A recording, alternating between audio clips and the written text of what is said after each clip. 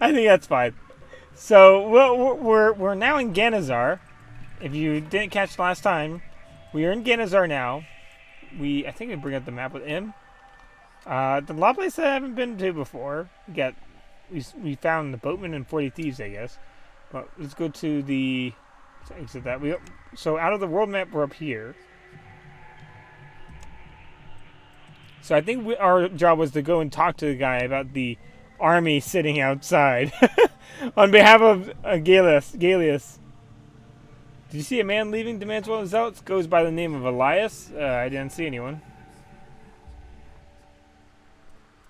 Maybe that's a quest. I'm gonna go and look if I can find someone named Elias. Maybe there's a bad Elias out here. Zealot, don't suffer an unbeliever to live, exclaims the man standing in front of the row of crosses, for he is the enemy of the gods. His very existence is an affront. A breath he draws is an insult, for it pollutes the air of the holy city. His wickedness, and he now notices you and stops mid-sentence. Haven't I seen you before? He says slowly, as if it was that alone were a chargeable offense. Where do you stand on matters of faith? He asks casually, trying to sound indifferent and edging forward like a predator ready to pounce. Okay, I came to hear him speak. I came to hear him. Ooh.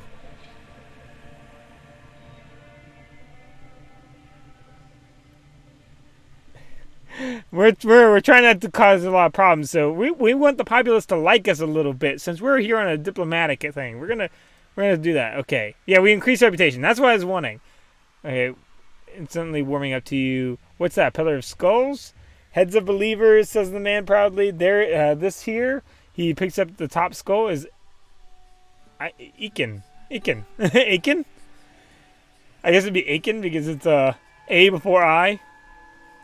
He called the words of Brother Maru ill-invented nonsense. Nonsense! Can you believe that? Then he went on to say, he went on and on, saying there's stuff of madness, nonsense, and saying that it was stuffed with madness, nonsense, and contradictions. The man shakes his head sadly. Of course, he changed his mind when he nailed him to a cross. Oh gosh, he said his circumstances were deplorable, as if it was some kind of excuse. The man lovingly pats the skull before putting it back. Okay. How long have you been crucifying unbelievers? Let's ask that. For a while, says the man with pride, and it all started here in Lowtown. We have been petitioning Brother Maru to do something about the unbelievers for a long time, but to no avail. He probably thought it was too harsh punishment, or hoped that his sermons would do the trick. Well, one day we had enough. Some poor guy had too much wine and started telling us it was all crap. He dared the gods to strike him down where he stood as if he was making it up. Guess what? The gods didn't need to reach all the way down here to swat him like a fly. Not when we have the righteous men like us. Okay, so you put him on a cross? Darn right we did. And guess what? Not a word from the city watch. None. So the next night we got 3 more of these guys. Nailed them right to give them plenty of time to think about what they said and shout out how sorry they were for the entire city to hear. After a couple months, you couldn't believe it, and you couldn't find an unbeliever even if you look all day. But like I said, I know some rot still is still here, is still there. We'll get them. Don't you worry though. Okay. The guards are staying out of your way then. You could say that. So maybe Brother Maru did hear our prayers after all. What is he like, Brother Maru? He's like a father to all of us. Gave up his lordship because he knows we're all equal in the God's eyes, and no man should lord over another. It's not right. The man shakes his head vigorously. When the gods return, they're gonna hold a court and ask everybody who broke their laws and raised themselves above their fellow men. Oh yes, there will be a reckoning. You'll see. Okay. All right. So our diplomatic mission's going kind of well. I mean, I guess we could have done better with that one guy. I did the same problem, I think, with him and the preacher. I think I figured that if I was going to use my lore successes, there was going to be a positive thing, but it's one of those games in which you got to be careful because just because you got success with something doesn't mean it's the best option to pick. Depending on what you're trying to do, it's probably good, but maybe it might be good for a different goal. Oh, okay, no, that wheel blocks us. Let's walk through here. Do you have a name? No, that was our name. Let's keep looking. I want to see if there's an Elias anywhere. I think we already talked to them. We already talked to them. Let me go over here, check to see if there's anyone over here. Some more people.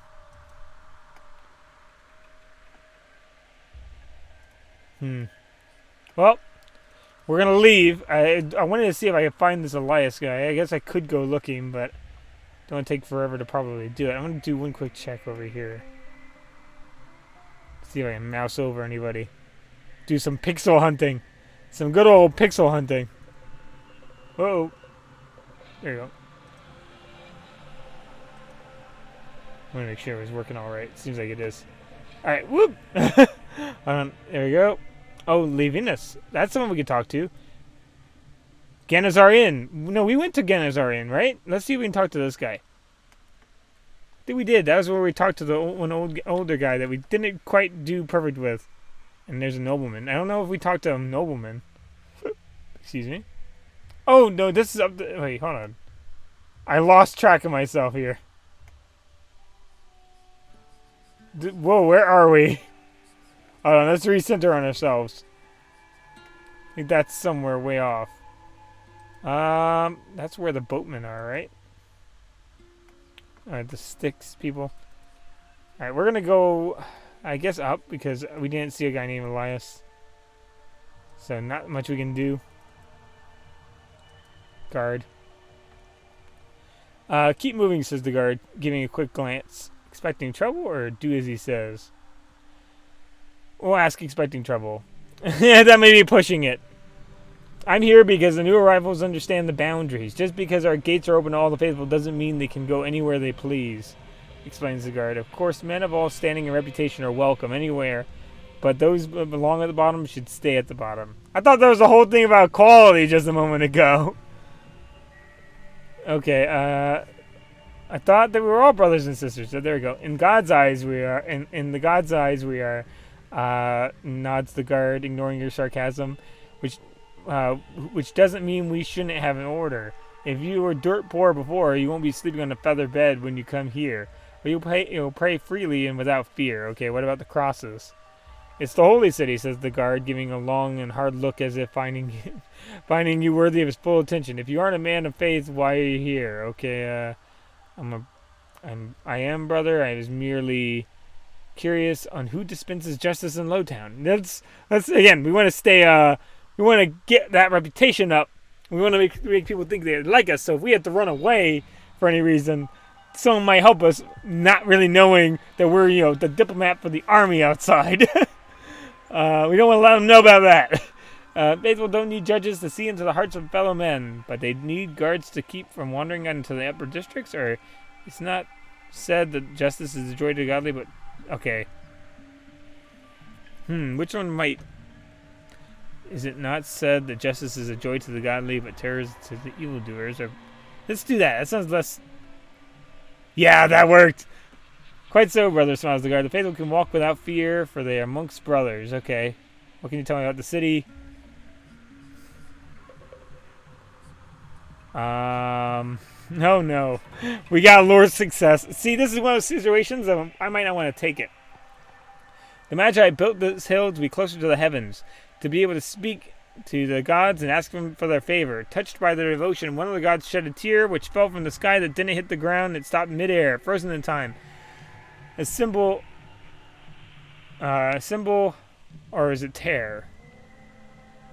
Okay, a symbol of the gods, love and power. They say Castle Ganazar was built above this holy tear. I guess tear, or for to stand next to it is to stand next to the presence of the divine. Let's keep being nice. Let's not get stabbed by the guard, because we cannot. We got like a 4% chance to hit. We're an absolute talker. Look at them, says the nobleman, pointing down at the district below, like a rising tide that threatens to swallow us all. I remember when Lowtown was different, cleaner. Okay, how did it change? When Brother Maru started preaching to the rabble, says the old man, also almost spitting when he says the word brother. Keep your voice down, lest the rabble hears you. My family settled here when Ganazar was nothing but a castle surrounded by a handful of houses. I'm not afraid of them. What was the city like in those days? Wasn't much of a city back then, just a castle on the darn hill in the middle of nowhere. Many have wondered if House Crassus was banished from the imperial court. My family was always loyal to the Crassus lords, so my ancestors left Alium and settled on this hill. Of course, had they known that the lord of the greatest of the great houses would have ended up wearing robes and courting the rabble, they would have stayed in Alium until the bitter end. Okay, that's what Alium. The capital of the old empire. The lore masters say the fighting was so fierce that the land itself was split asunder and the city sunk beneath the waves. That was the turning point. We stopped them dead and won the war, but the cost was too great to bear. Okay, why did the old empire... Why? Imagine the old empire was a mighty chariot with 7 horses. The horses are yoked to the chariot and follow the command of the charioteer. The war killed the charioteers and broke the chariot. The horses, the noble houses, started pulling what's left of the chariot into different directions, thus tearing it apart. I actually like I know some of you guys mentioned that the writing was really good. I have to give them credit. There's some nice writing in it. There's a nice detail kind of there. A nice way of saying it. So when did Ganazar become a city? Let's say that. When did Ganazar become a city? My take on it is that at first the Crassus lords didn't want a city. They wanted a remote castle reachable only by air. What? But at some point, supplying the castle and growing number of retainers had become too expensive. That's when they built cascading levels and the first stairways and opened the lands around the hill for farming. When farmers came, they settled at the foot of the hill. So noble families were near the castle at the top where they belong, and the plebs at the bottom, and the equestrians in the middle. A perfect natural order. Equestrians, like horse people? Like, we call it people who made the horses for the nobles, I'm guessing? Or is that like a Roman class? It's been a while since I remembered Roman history. But equestrian would imply people who work with horses. And now, we call it, asked the old nobleman with a scoff. Now the first amongst the nobleborn has renounced his lordship and calls himself a brother to this rabble. I understand that we're weak and our enemies are many, but Lord Maru's gone too far. What he's doing, what he's already done, can't be easily undone. They won't go back into their cages once they serve their purpose. Mark my words. Why is Maru doing it? Strength has always been in numbers. Ganazar's population doubled in less than a year, and these people will die for Lord Maru. But these are the kind of people. The kind of people House Crassus needs? What kind of future can we build with them running amok and crucifying those who don't share their zeal? They are turning on each other like animals. Madness, pure madness," says the old nobleman, turning away. Okay. So kind of a direct counterpoint to that earlier guy we were talking to. Let's see. Can I talk to any of these people? No? I don't. Harvest plant. I can harvest plants? I've gone through this whole game not knowing I could do that. A failure. They all look the same to you. Okay. Healer. I don't think we need a healer, but I'll talk to them. Medicus. How appropriate. No, we can't talk to him. Oh, and this is where we got this guy here. So no, this inn was not a place we had been before. Innkeeper. Sleeping patron. Let's talk to the innkeeper. May the God's blessing be upon you, stranger. I need a... Oh, no. I don't need a room. Oh, hold on. How I, go up these stairs? There we go. I want to talk to that one guy. Outside. He had a name. Levinus. The man is gazing bleary at nothing, lost in his thoughts. Gaius Levinus? Oh, that's the guy that one guy wanted us to talk to. Okay. He blinks as he returns to reality, then turns to look at you, expressionless. I don't know you, he says after a moment. Damatius Ulpius sent me. I had told Aunt Diamondus to leave me alone, says the man angrily, and I'll tell his lackeys to do the same. I've got nothing to say to you. I was asked to find the temple. Any help? I don't see a crossbow pointed at your head, he says, interrupting. Tell him you didn't find it. Everyone will be better off. You can thank me later for living a long life, or a longer one at any rate. You have some strong opinions considering you never seen the temple. Damatius said you never found it. That's right. We didn't find the darn temple. Says the man, staring at his cup a while. We didn't have to. Takes a deep breath, and as if against his will, he continues. We've all heard the tales of the all-powerful Magi, pacts with demons, betrayals, destruction, the stories before history. The lore masters spelled it all out for us, but we didn't really listen. And why would we? It happened centuries ago. The tales were outrageous. Legends, the war, the gods, and the Kantari, all gone, like all the great works of the past. No more than dust and rubble, right? He smiles nervously. That's what we all thought until one day we stopped under that merciless desert sun to wipe the sweat from our eyes, looked about ourselves, and found we walked straight into those tales and had discovered just how real they are. So you drink all day? I drink because nothing else makes sense anymore. We and our fathers and our grandfathers have lived in the shadow of a volcano. For years it is silent. So you think it's dead. One day it rumbles, but you tell yourself you were mistaken. It must have been a cart of bricks tipping over in the road. Then it rumbles again, and you realize that it's not dead. It has slept for centuries, and it's about to awaken. Did you tell anyone? I did. They called me mad, a natural reaction to the inconceivable. That's why I came to Ganazar, where insanity is the norm. To speak sense, and to speak sense will get you stoned. Now I keep my mouth shut. Besides, what can I do? What can anyone do? He shrugs and looks away before answering his own question. Nothing. Do you know where the temple is? The young are so eager to throw their lives away, and the world so eager to take them for you. He drains his cup and lets it clatter to the ground. The temple is in the valley beyond the dead river. It has to be. The location fits, and it's the only place where we couldn't get to ourselves. Why is that, you ask? Because we lost every man trying to get there. Every single man. Oh gosh. But you, he claps you on the shoulder. But the friendly gesture is belied by his bitter voice. I have every confidence you will prevail where better men have failed. Okay. Is this sarcasm there? Is crossing the river the only way into the valley? I still think it's the easiest route. Stay away from Hellgate. These screams, I can still hear them. What do you know about Hellgate? Not much. We weren't the first to stumble upon it and pay the blood price. As far as I know, nobody who explored it returned to tell any tales. If Hellgate is still unexplored, what makes you think it leads into the valley?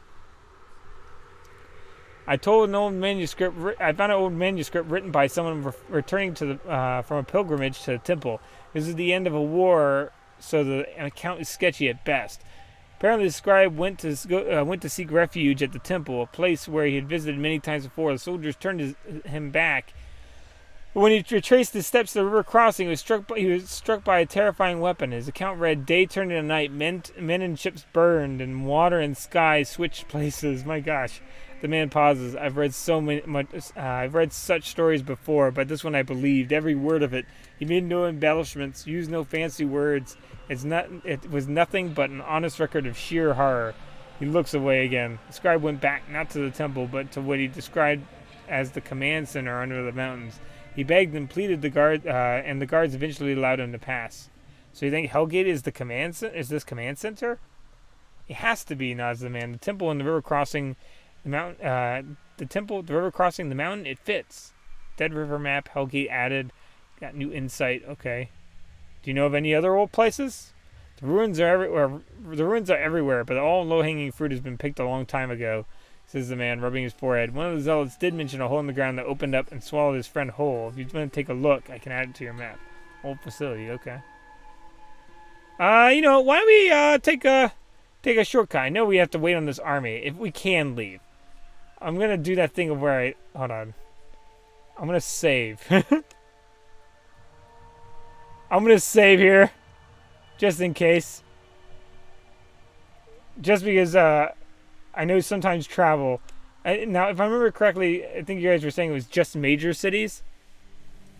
So I don't think that that would apply to this. But, you know, I think we want to be safe. We also have a lot of stuff to sell, believe it or not.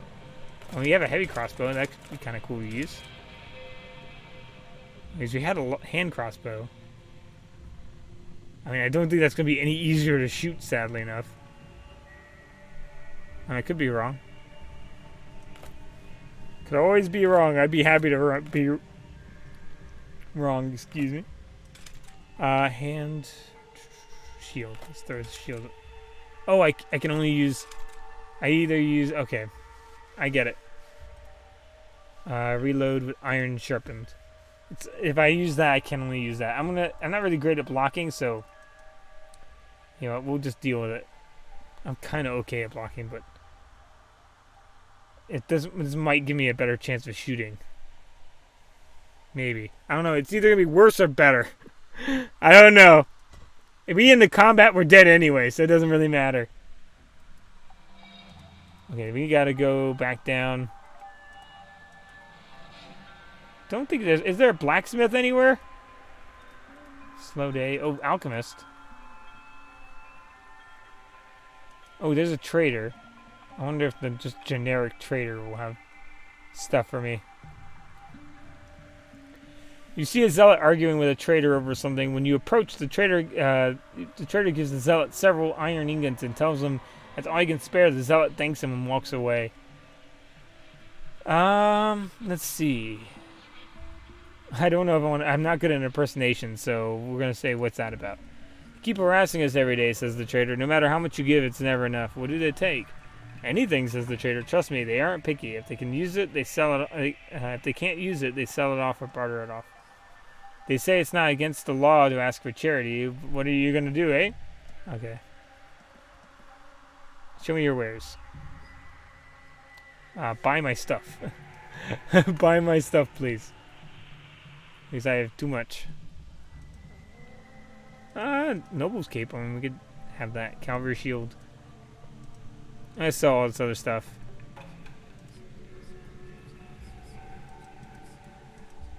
I'm going to keep that dagger, just in case. Ooh, standard crossbow. We have a standard crossbow, too. I'm kind of curious what that would let me do. Mysterious artifact? How much would that... well, I don't want to give it away. Hasturilla cape. Let's see. I wonder if having that on would have been causing anything different. Kind of curious now, but it doesn't really matter that much. Let's trade. I don't think I'll need that much extra weight. I think I'll be okay. I'll sell this stuff. And have one that Jimbia. I think that's what it's called. Honor dagger. A Scythian honor dagger. That's interesting. Or a Scythian honor dagger. That's interesting. Let's throw this on. I wonder what standard will do. We'll check out standard. Oh, that's the standard crossbow. Two-handed. No, that's just better. Okay, let's use that. And that's a traveler's cape. I'm going to use the noble's cape. Just because it's fancy. It's fancier. So I'm going to do that. Esdras. Marcus Vala sent me. Oh, I apparently have a lot of people here I needed to talk to. Marcus Vala sent me. The man cringes. It's a bad way to do business, but I don't have a chance. Oh, maybe this is the guy that was referring to the hole in the ground. So maybe this would have led me to that. The man cringes. It's a bad way to do business, but I don't have a choice, do I? What did you find out so far? Not much, shrugs the man. They aren't local, that's for sure, so nobody's going to miss them. They don't have the armor, and they're selling it to the highest bidder. A lot of people are interested. Some of these people I'd rather not cross. What do you mean? As I understand, the plan is to offer them money, then jump them and get the armor for nothing. That's what could possibly go wrong, eh? It's your problem. It's my problem, not yours. So set them up set up the meat when I tell you. Oh no! If we had tons of money, I wonder if that would work. I don't think we have enough money, right? I'm gonna save again. I don't like doing this too much, but I think, and we're gonna save again, just because I want to see. Take me there. Because if we can't win this, then it's a dead end anyway. I mean, if we can't do anything with this, so we'd have to go back that far anyway. You follow Esdras to an old warehouse. The street is quiet, too quiet. The locals know something big is going on tonight, and they are staring away. Maybe you should have stayed away too, but it's too late for second thoughts. You have men to kill over some fancy armor. Oh no. It's not the best reason to kill someone, but perfectly honest. Okay, yeah, it is just a comment. Can I not talk to them? There are more than 5 of them. One of them was wearing armor. Wouldn't it be more practical to keep the darn thing in a chest? You're not Esdras, says the leader, an older man, heavy set with droopy eyes. I didn't like that guy, but I knew you'd try something, but didn't. Oh no, I can't say anything. Okay, yeah, it's just not gonna happen. Can I actually leave in the middle of a fight? He said, "No, we might as well load back." He says, "We have like a 4% chance to hit people. If we don't die before we even get a chance." Yeah, no. So, yeah, that's not going to work. That was pretty much what I thought it was going to be. That it didn't give us a chance to talk it. I was wondering if we could, tell them, let them keep it. But apparently you just have to jump them. So that's not going to happen. So that's definitely a dead end. I don't know, let's see. Let's talk to the alchemist. Browse wares. I guess we could just check all their stuff. So we know that's a dead end. So we just continue on. Got a bunch of stuff. That disappear. Anyone else I didn't talk to? Clerk. Oh, maybe this person. We got a lot of people actually in the city. Bored clerk looks at you with empty eyes. How's business? Slow, says the clerk. The zealots frown upon everything you can make money on. Money lending is the biggest sin, apparently. Not the lending itself, obviously, but charging interest and collecting on collaterals. They want Maru to forbid it from anyone from engaging in usury, as they call it. A year ago, I would have laughed at it, but now, he shrugs. That bad, eh? They're buying what Maru is selling so fast he can't keep up with the demand. Well, was a sin. They're picky. They aren't picky. Whatever rubs them the wrong way is a sin. Just the other day, we got a shipment of grain. Before we even had a chance to unload it, one of them shows up and asks it what the grain is for, as if it was any of his business. I know better than argue with them, so I tell them the grain is for the good people of Ganazar, and that we'll sell it at cost because we refuse to make money when the people are hungry. Obviously, nobody knows what our costs are, and we have to make a profit. Otherwise, what's the point? Still, it's a good line, and you'd think it would buy us some goodwill. Wrong. He stares at me for a while, and then says that those who sell food to the hungry are no better than the vultures and rats. Can you believe this? He said that the gods won't suffer it, meaning they won't suffer it, meaning that they'll come at night and burn our warehouse down. So what did you do? I passed the message on to Athanasius. Athanasius. He blinked and told me to give away the grain in Lowtown. He thinks that he can buy goodwill, but the truth is he can't. He will never be one of them because he isn't dirt poor. All it does is set a bad precedent. Now they will expect us to feed and clothe them just because the gods say so. Okay, I thought everyone was a believer here. Some people believe or want to believe, others fake it. We're sort of stuck between the castle where this madness is coming from and Lowtown providing the most fertile soil for it. Adapt or die, as they say. Okay. What's going on over here? Blind man. Let's see this guy. See a blind man sitting on a bench. He appears to be oblivious to everything, simply enjoying the warm day. Beautiful day, isn't it? Says the blind man, turning his head in your direction when you approach. First time in Ganazar? How can you tell? Who wants to approach a blind man and ask for directions? Okay, he got me with a joke. This guy seems like a good kind of guy. Hold on. The locals leave you alone. An analyst was an analyst, says the man before. I hope I'm saying that right. But an analyst would be with a Y. I guess it's a word I just don't recognize. Before I lost my sight, or maybe another word for historian, maybe like the annals. Fortunately, I don't have to earn my meals telling stories in taverns. Okay, there we go. I guess it is about stories and history. So I just sit outside and enjoy the warm breeze. I don't have the time for such things before, but now I have all the time in the world. What did you do before you lost your sight? History, yeah, there we go. Excuse me. I tried to trace the history of House Crassus, which proved to be a daunting task. They say the empire had 3 pillars, and House Crassus was one of them. None of the other houses can claim this honor. Do you know the house's origins? I know what the stories say, which is as good as it gets these days. Of course, most stories come from House Crassus's archives, so make of them what they will. What you will of them. So what do the stories say? They say that House Crassus was founded by Gaius Valerius Crassus, a military tribune with consular powers and unparalleled vision. It was him who turned the Magi into a powerful order, and it was that order that turned an upstart kingdom into a mighty empire. So this Crassus character started the Magi and the old empire?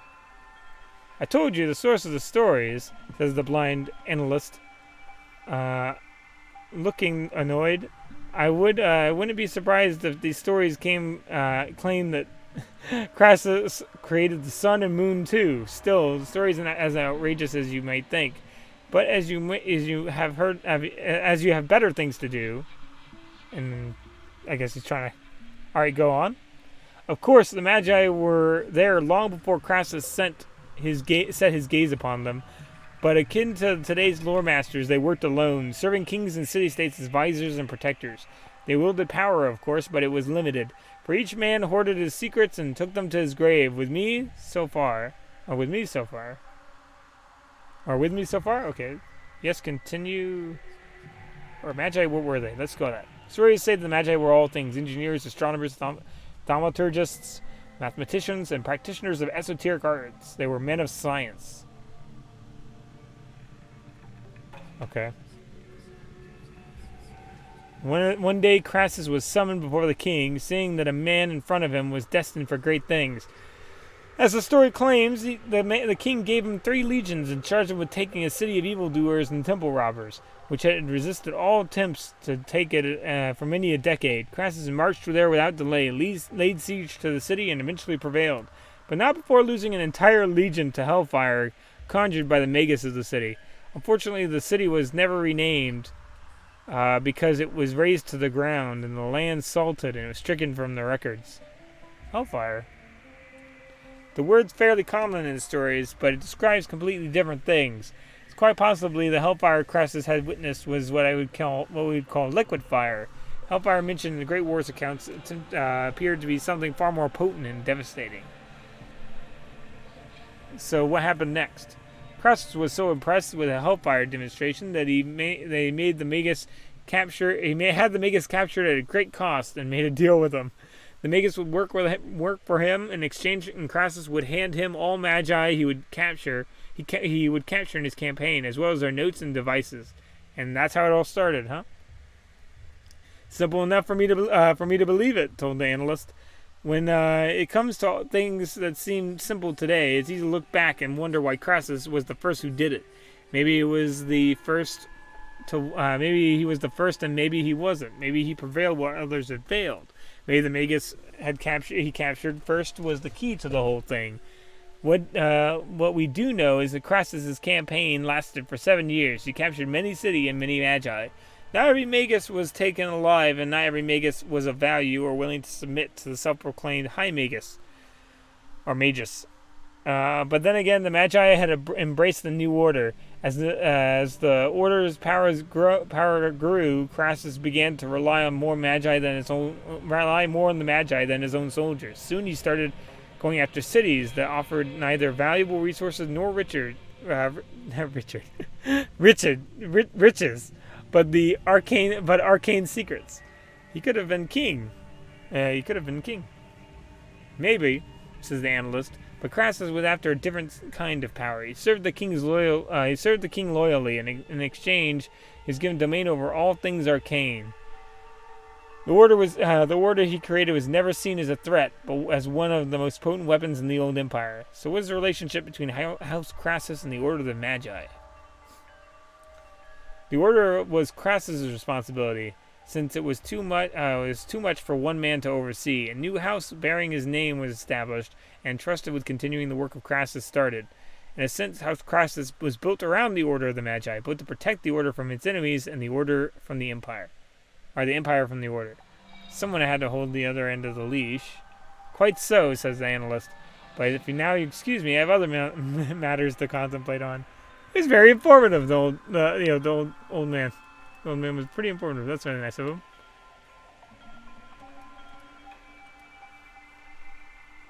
Oh, we got a temple here. You step into an old crumbling temple, open to the elements, and passerbys joining a crowd for today's sermon. The preacher, a bearded man with fiery eyes of a true believer, and the mannerisms. Okay, shortly after he appears. Okay, it's humbling to see so many people, says the preacher, his voice smooth and sincere. So let's speak of the humility today. I'm often asked why Brother Maru has renounced his lordship, and what is the significance of this act. Why is it necessary when all wholeheartedly accept Brother Maru as a shepherd? Okay, it said... I'm wondering if I want to go through all this. Because I don't know how long he's going to go on. It is said, says the preacher, his voice flowing like water, humble yourself in the sight of the gods and they shall lift you up. They shall lift you up, says the preacher, as if stating something profoundly obvious. Any man who lifts himself up, any man who puts a crown on his head, any man who raises himself above others is putting himself above the gods. For he says he doesn't need the gods. He says he knows better. That's why the gods left us to our fate, ignorant in their pride. In their ignorant arrogance, our forefathers told us the gods that they knew better, and the gods could have chosen to smite them all, but they didn't. Had they done it, we'd all be living in the kingdom of the gods now, but we had to learn the lesson, no matter how painful it was proven to be. Okay, let's stick around. Oh, I don't even get a choice to leave now. The path of the gods' kingdom is a submission. We submit to the will of the gods, and for this humble act is very foundation of it. Brother Maru proved it when he renounced his earthly title and removed the crown made of gold, for neither was given to him by the gods. He kneeled before and divine, submit himself to the God's will, begging to be judged. For no man is above the gods, no man can rule. Okay. Oh, they like me for it. Okay.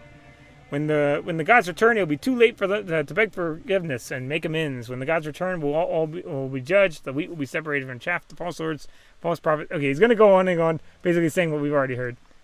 So I'm not going to go over it too much. Some of you probably read faster than I could read out loud, so.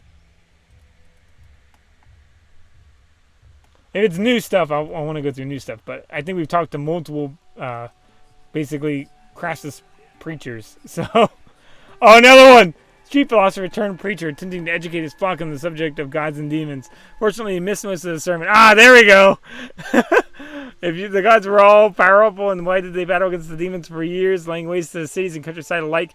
Asked the preacher, raising his voice dramatically. Why couldn't they destroy them outright? Keep listening. This might actually help. Because the gods and demons were two sides of the same divine coin, the accursed Centauri had reached the void, brought forth. And besides, it might tell us a little bit about the, Centauri, because we haven't heard too much about them. 4 is a symbol of chaos or separation or dispersal in 4 directions. A symbol of banishment. Oh no, we got butt in. It's gonna want us to butt in. It always ends bad when we butt in. What chance did mankind stand against this lords of chaos? None would have been. We would have been killed and enslaved, cast into eternal darkness. But the gods would have none of it. They came to our aid and have their number, and their number was 3. 3 is the okay. That's. You said the gods and demons were two sides of the same coin. What do you mean by that? The origin was the same, and their number were 7. The numbers of the universe and the symbol of completeness. They were 7 days in a week. Okay. Some divine beings representing. Okay. And the 4 elements. Okay, so clearly you know your numbers. What do you know about the gods and demons that isn't common knowledge? I know plenty, says the philosopher defensively, but my knowledge isn't for the likes of you. Oh, okay. What do you know about the one called Balzar? Balzar Zaroth, according to the stories, he's the chief of the demons. And what is it made him chief of the demons were divided and represented different factions? What makes him the chief of the demons if they were divided and represented different directions? Well, the numbers say one thing, the stories say another, but numerology isn't exact science where stories are nothing but hearsay. So, or numerology is an exact science where stories are nothing but hearsay, so believe what you will, okay? What about the artificer? He's the cleverest among the gods. Some say that Bolzaroth was the first to enter our realm and first to rebel against the Magi, challenging the first of the Magi himself, other than the stories say that it was the artificer who rebelled against Bolzaroth and brought his downfall. And then it makes you wonder why I don't put much stock in stories, alright? So I'm not sure if we released a evil robot or a good robot earlier. Then because I can't find out if the artificer was good or bad. The numbers don't lie, says the philosopher, excited by the prospect of educating you. 3 and 4 don't make 6 or 8, no matter how many times the equation is repeated.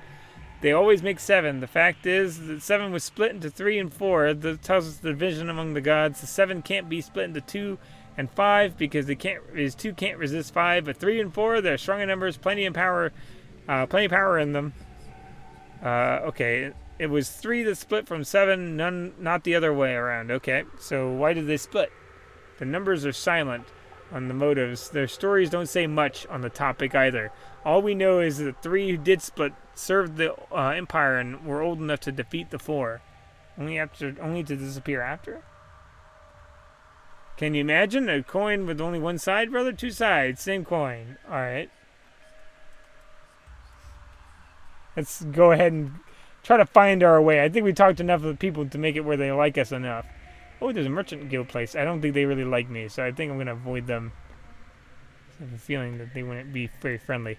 Actually, hold on. We need to check the map. That was something we were going to do. So we need to save again to see if the map will... We're going to save again, see if the map will make us spend time. If it makes us spend time, then we'll have to think about it. But let's go to old facility.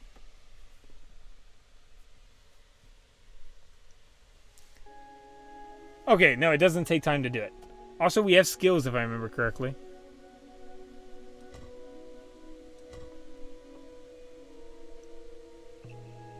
Let's see. Can I put this on something? No, I guess I can't. That's unfortunate, but, well, you know, it was worth a shot. Our heavy crossbow. Not that we're going to be able to ever use it, really. When you see several Aurelian soldiers sitting around a campfire, when you approach, the soldiers give a bubbling stew pot one last look and slowly get up. And slowly gets up. This area is claimed by House Aurelian, says Decadence mechanically. Turn around and leave. Praetor. Oh, we're Praetor. Relax, we're on the same side. Really? And who are you? Decadence asks cautiously, his hand on his sword. The Praetor of House Aurelian. Oh, why didn't you say so? Asked Decadence with irritation. What news did you bring us? When will the engineers arrive? No idea. What do you need engineers for? To seal. What else? Shrugs Decadence. They sent us here. They sent us here 2 weeks ago. The usual orders: clear, investigate, hold until relieved. Done it 100 times, but this time, the moment I saw that door, I knew we hit something big. I sent 3 men back to the city. We've been waiting here ever since. What do you think is down here? Whatever it is, it took them 1,000 pounds of steel to keep it locked. I hope it never gets out. Okay, mind if I take a look? Be my guest.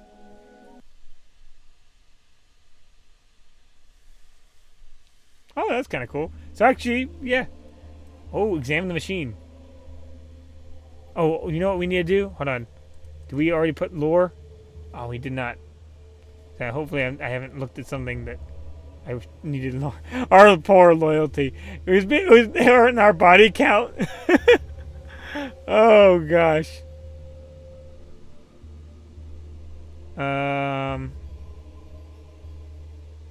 Not that we really had a choice. We got forced to switch sides each time. Aurelian really likes us, though. And Daratan kind of is okay with us. Can't go up in lore. Try to get a little bit better at fighting, but I feel like it'd be a waste of time at this point to even try. Our statistics are so bad with the fighting. Might be better just to to get better at talking and crafting and things like that. Might learn a little more crafting, Might learn a little more crafting, and you know what? I'll wait. So if I need to craft myself something, we have something. Let's check all these boxes, because we found out that examining sometimes does help. And let's check these boxes too. Long past expiration date. Okay. Climb down. Oh, that's kind of like an elevator. That's kind of interesting. This is definitely going into the where this is another bit of evidence for that it's actually like a modern society or something like that we might be fighting here. That's not actually. I mean, the tower seemed to be a given, but I don't know. It's either a futuristic past society or a modern or sci-fi society. We'll have to see. Examine the symbol. Ooh, crafting and lockpick. Okay, it's a mark of Al-Jazari. It's a legendary engineer whose work was one of the most carefully guarded secrets during his life. Fortunately, his wife sold copies of his notes to everyone willing to pay her, and eventually Al-Jazari's design and schematics appeared in a compendium from the theory and practice of mechanical arts manuscript. We're going to do crafting, because we just... Oh, really? Failed? Uh-oh. Oh, we just died. We just died. Trying to mess with the lock.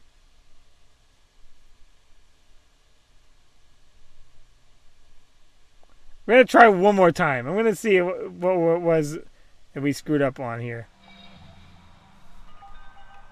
Oh, actually, did we have an autosave that was closer? Hangar interior. Even says hangar. That's even more suspicious.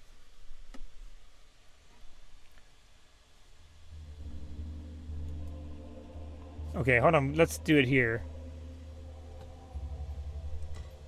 So, we know crafting was important, but we also know lockpicking. I'm not going to try to spoil it by getting decent lockpicking. What is that? Is that intelligence?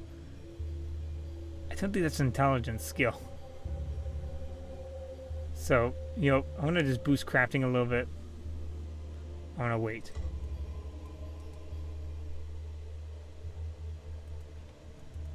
Nothing of value. And again, it's going to be nothing of value pretty much all the way around. Well, I just want to examine it one more time. To be absolutely certain that I didn't miss anything. Okay.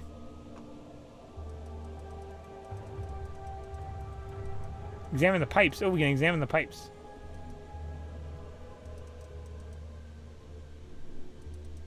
Examine boxes. Okay, and we can examine the door again. Examine the symbol. Leave it alone. Examine the keyhole. Looks like a very clever lock. You don't know how to understand how it works. Examine the symbol. Okay. We're gonna wait on that. We know that crafting is not going to be where we're gonna succeed here. So we need to either get better at crafting or do something. I think we can leave and maybe come back eventually. Oh, engineer, a locked door. Can you get it open for me? Ah, here we go. Returning to the entrance, discovered. Orders are to seal it, Praetor. Nobody said anything about opening up first. Streetwise and Lord Garrus wants to know what it is we're sealing. That's why he sent me here. So stop wasting my time and open it. Okay, we didn't even. Okay. Somewhat easy. The ancient door didn't resist effort for almost an hour before giving up and sliding into the rock. We'll wait here for you. We'll wait for you, Praetor, says the engineer. You gain insight into liberal arts. Okay. Let's see. Skills. Not enough for more crafting, so we'll wait. Oh, that's like a crossbow. If that's a crossbow, then that's a... And that's like propellers. Maybe it's like a pseudo sci-fi kind of thing. That's a control mechanism. What kind of weird thing is this? Examine the ballista.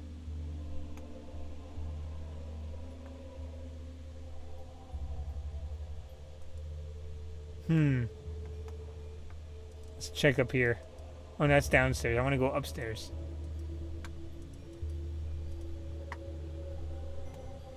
Alright, or is there not any more stairs? Go upstairs. There you go. Let's go further upstairs. Looks like a ballista with a bronze. Oh, man, that's probably. I remember the crystal, like not crystal, but captain's log.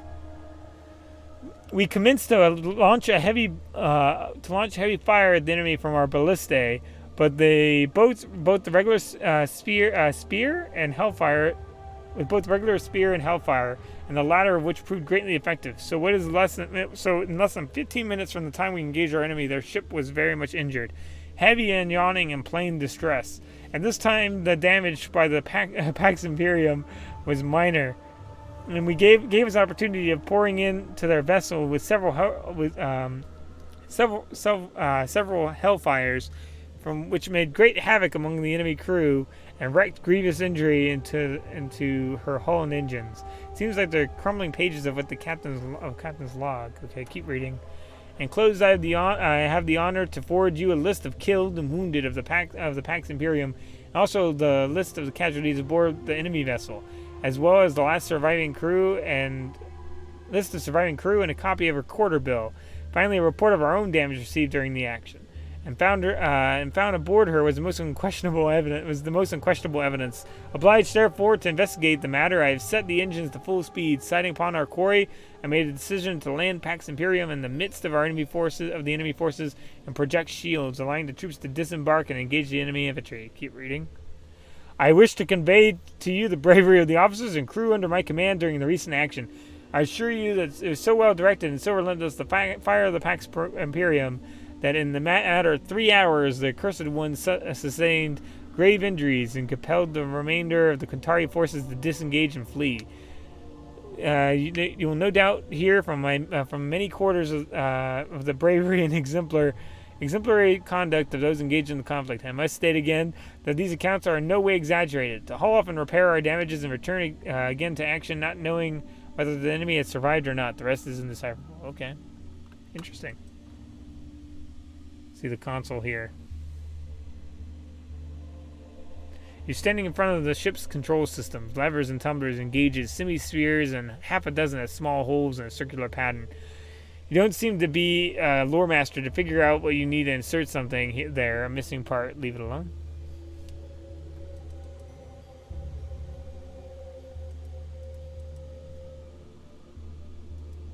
Okay. Oh, no. We're missing something from it. So it's either around here somewhere. Maybe in the boxes? Do they have something in their boxes? They have like a whole area here. Examine the control mechanism. Maybe this will be it.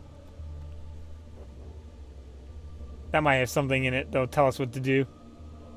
Damage beyond recovery. Oh, maybe if we had that control ring. That's unfortunate. If we had that control ring, maybe it would have done something. Hold on. Let's think. There's either something. Okay, I want to try one more time to give a look around, see if I can find anything worthwhile. Oh, look! Use the console out here. Use the console. You see a complex control panel built into the walls. Broken power tubes are filled with dust. Replace one of the power tubes. There we go. Fortunately, it appears that you're out of power tubes. Oh, we need to find a power tube? Where's a power tube? Where can I get them? Are they around here maybe somewhere?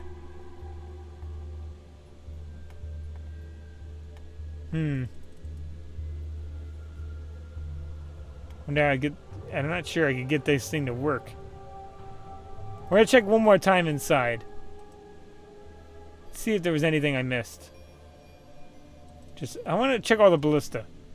because there's a chance, there's a slight chance that maybe something has power in it. One of these might still be powered. Oh no. Doesn't seem like it, but we'll try to go up and do it. It won't let us check the other ones. Let's go upstairs. Examine this one. Nope, still nothing. Oh, search the box. There we go. There was something here. Paid to be vigilant. Well, I guess. I'm not entirely sure. Let's see. The box contains what used to be personal effects. The only object of interest is a tightly rolled old scroll. The ink had faded a long time ago, but you can still read it. I promised myself I would write this down one day, and with the aid of a bottle of fortified wine, is the day I called myself a strong man before. Is that day? Okay, I called myself a strong man before with a brave heart, and not because I'm a braggart, but it's the first time I had seen one in person. With a Triarch first told us that we were going to bag one of the Kantari devils, we cheered. The tides of the war were about to turn, and we would all live to see it. The first of them had been ambushed and killed a month before, and after all, if a squad of Fusiliers could do, how hard could it be? What living thing can survive hellfire?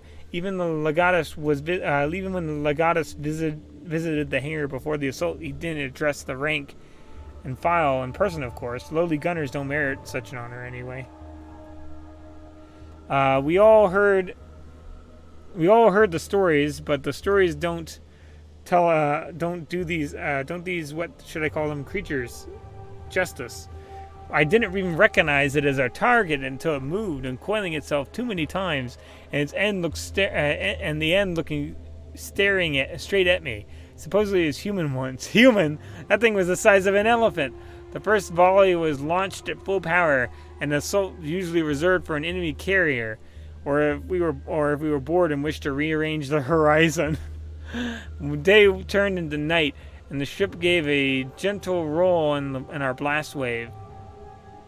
We waited and hushed, no matter how hushed, no matter how rattled our nerves for the smoke to clear. We were inside the guts and bones or gears of machinery. No, okay, hold on, what? If day turned into night and the ship gave a gentle... Did it eat them? Okay, hold on. We're all inside the guts and bones or gears and machinery of God's know what. When we realized that it shifted position, it was too late to evade. Something smashed into us. Something, I heard a new sound, new to me because it had never happened on a ship of our class, or at least not one where any crew survived. Metal tearing, screeching, giving way. The starboard bulkhead, several yards away, decided it was a floor, and everything went dark. Okay, continue. I woke to Optio's boots rubbing in my ribs. Not gently reminding me I was still on duty. Get up, boy! Get up! He yelled, an unusual squeak leading into his usually fierce voice. The entire section had been torn open like an envelope, and my crewmates were replaced with smears of blood and clusters of indiscriminate gristle. Ooh! Beyond the fire and smoke, the wind through a hole in the hull moaned out an invitation to hell. The Optio gave me another kick and pointed at the steel rack which housed the Hellfire missiles. It was normally a job for 2 men, but sensing it was the wrong time to complain, I hoisted a missile on my shoulders and carried it to the launcher. The ship rocked with another blow and then shivered as if she was coming apart.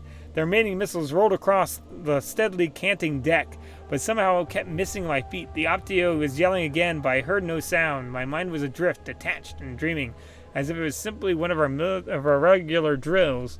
I locked the missile in place, and the blue telltale confirmed it was armed.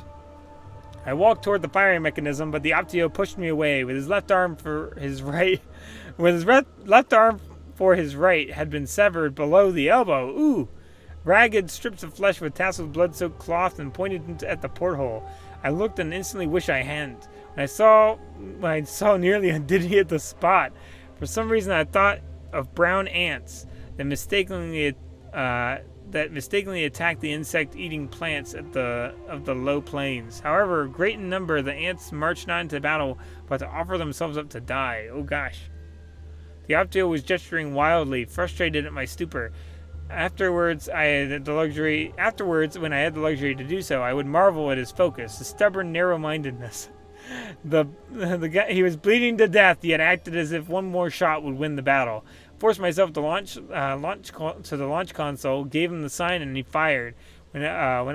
He was pointing at the remaining missiles, but I was tracking our first shot,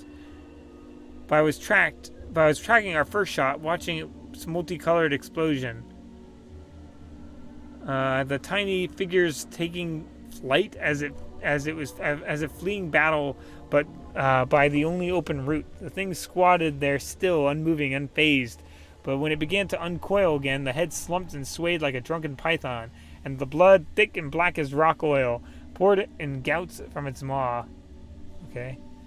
Hope blossomed inside me like a beautiful burst of hellfire explosion. Full of renewed purpose, I dashed for another missile, loaded in with shaking hands, checked the gauges again, and gave the Optio a signal to fire at will.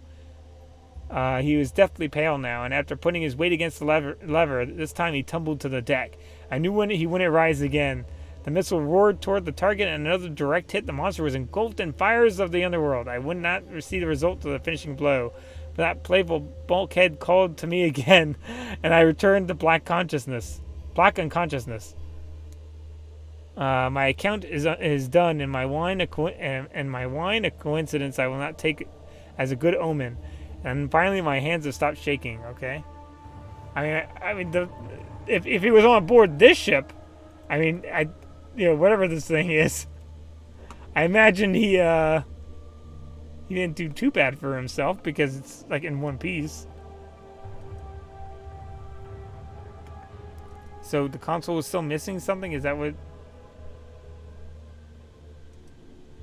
And nothing up here, right? The crystal. I'm guessing that would have been something for the control. So that's what it looks like from the outside. Oh, there's some more stuff over here. Wait, can I go up there? No, I can't. Well, that was an interesting read.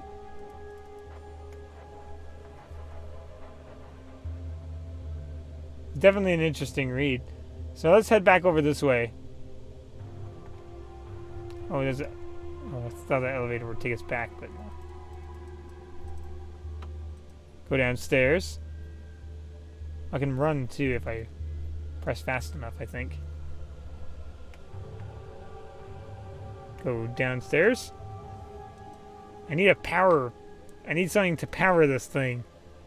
I don't know exactly where to find them. We do know it can be powered because it's asking for a power crystal of some kind, a power tube. That's what they called it. Unfortunately, I think they're going to try to seal it before we go. I think that's sadly the case. Leave and don't tell anyone what you saw here, or seal it. Ooh, that's rough.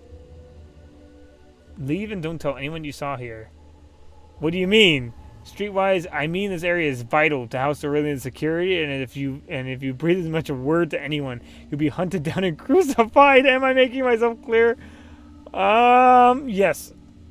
No. Do you know who I am? There we go. Yes, Praetor. Your reputation precedes you. Then stop wasting my time and get out of here. I apologize, Praetor. You say there's nothing down here. That's good enough for me. I have a bad feeling that maybe that robot we talked to earlier, or silicon life form thing, might end up messing with us. I have a bad feeling. And I guess this won't won't have anything to do. Climb up outside. Because if I find a power tube, we got a flying vehicle of some kind. I'm guessing there's not going to be just one in this open area. But hey, it's a thing to remember. So thank you guys for watching. I think that's all we're going to do for today. It's probably all we're going to do for today. I think I'm going to leave it as a right over. If I can. Whoop, up. A spooky angle. I want to leave it at like a spooky angle. Maybe like that. Or something like that. Something spooky. There we go. We'll leave it there. So thank you guys for watching. I hope you had a good one. This game's been actually a lot of fun writing-wise. I kind of regret making such a dedicated talker. I feel like if I had to give a recommendation, if any of you are going to want to play through this game, and I haven't spoiled anything for you yet, if I had to go again, I'd probably just use the Praetor as it came, versus a Drifter and just kind of making a talker out of it. And maybe like just being good at combat and maybe shifting into lore as you go on, like picking like one dialogue, like Streetwise seems to be pretty common. I mean, I don't think I really ever got asked an etiquette thing. Maybe once or twice. So if I had to recommend, based off of my memory, whatever memory I have here left, I would say something like go like Streetwise and don't. If I had in hindsight, I would say pick Streetwise and Persuasion, maybe even Persuasion. One of these two. You could do Persuasion in that.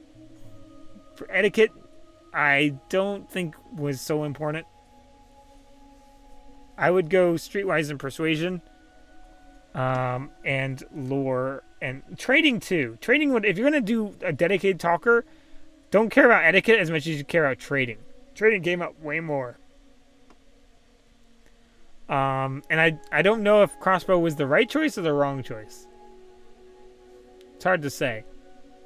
I mean, I don't even know if a talker and an intellectual technically are on the same thing here. Like, you could make someone who is terrible at talking just intellectual and a good fighter.